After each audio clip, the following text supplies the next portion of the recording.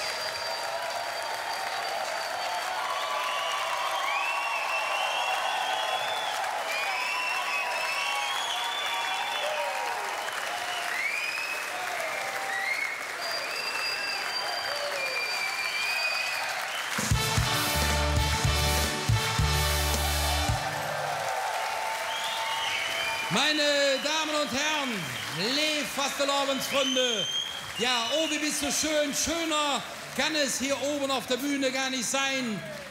Atemberaubende Akrobatik mit perfektem Tanz dazu, die nötige Portion Charme für Sie, für uns, die Rheinfeilchen.